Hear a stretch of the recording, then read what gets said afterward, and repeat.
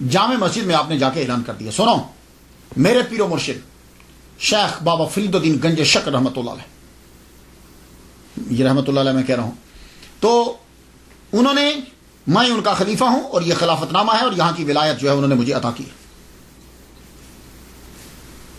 یہ کہہ کے واپس آ۔ جب آپ نے یہ کہا اب بات آہستہ آہستہ لوگوں میں پھیلنے لگی، تو غریب لوگ آپ کے پاس آنے لگے، آپ نے ان کو بتلایا کہ اسلام کیا ہوتا ہے، توحید کیا چیز ہے، اور جب انسان توحید اختیار کر لیتا ہے تو پھر سب برابر ہو جاتے ہیں۔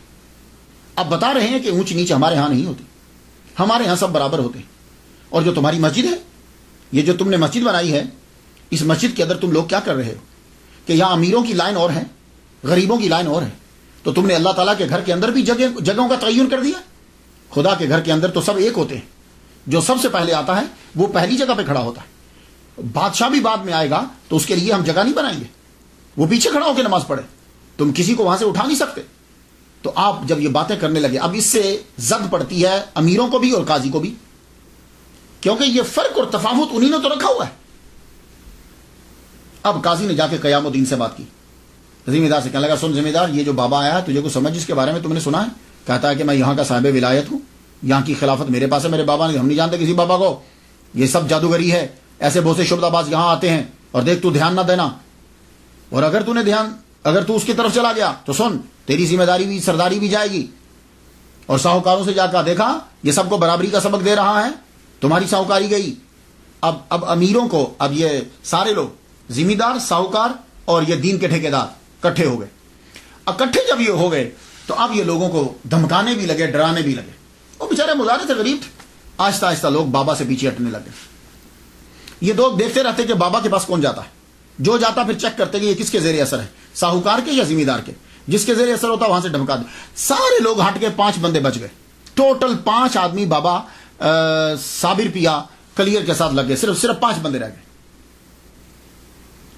آپ نے اب خط لکھے، پہلا خط لکھا اپنے پیر کو، علیم اللہ ابدال کے ذریعے سے مرشد کو خط بھیجا اور کہا کہ یہ قاضی جو ہے یہ بہت شرارتیں کر رہا ہے، ہمیں آپ نے صاحب ولایت بنایا یہاں کا، یہ تسلیم نہیں کرتا ہمیں۔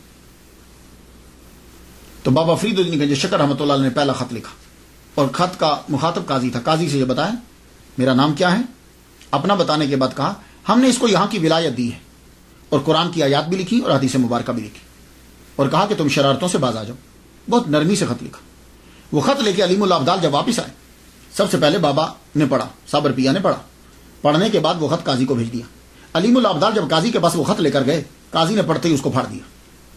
جب پھاڑا تو دے دیا علیم اللہ ابدال کو، کہا یہ لے۔ خط واپس آیا تو صابر پیا کہنے لگے تم نے اچھا نہیں کیا۔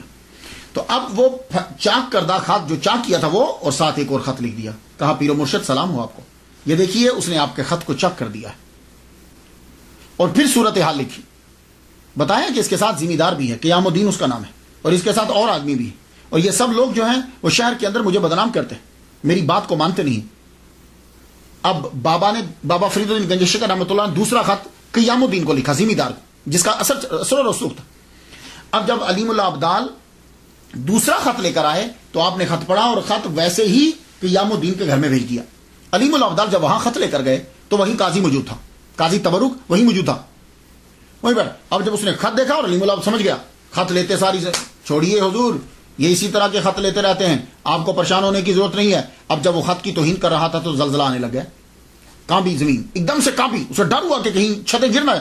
چھوڑیے حضور ابھی رک جائے گی، یہ تو ویسے ہی پہاڑی کے اوپر ذرا ہلتا رہتا ہے۔ وہ پھر ایک دم واپس آ گیا۔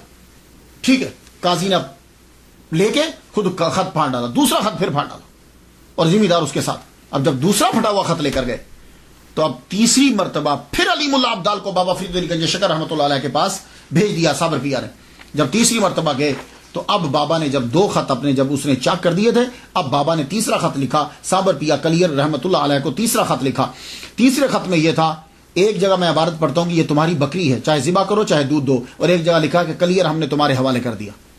تیسرا خط جب یہ آیا، مفہوم دونوں کا یہی ہے کہ ہم نے کلیئر کو تیرے حوالے کیا، اب تیری مرضی۔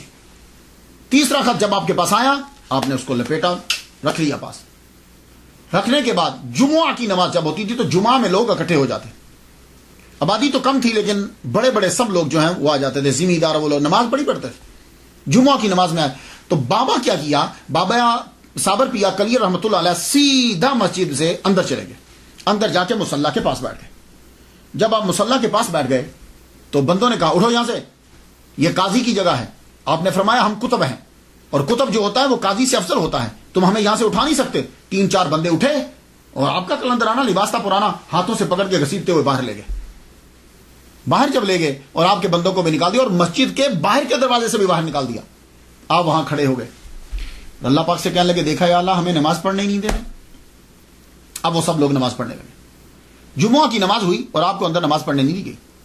جب وہ سجدے میں گئے تو بابا نے یوں آنکھ اٹھا کے مسجد کی دیواروں اور چھتوں سے یہ کہا تم سجدہ کیوں نہیں کر رہی؟ پر اتنا کرنا تھا کہ دیواریں چھتیں دھڑام سے نیچے گری، جتنے اندر تھے سب مر گئے۔ اب یہاں کوئی سننے والا جب مذاق اڑائے گا تو کیسے مذاق اڑائے گا، ذرا سنیے۔ ہو یہ کیا کرامت ہوئی، مسجد گرا دی، یہ کیا کرامت ہوئی، نمازی مار دیے؟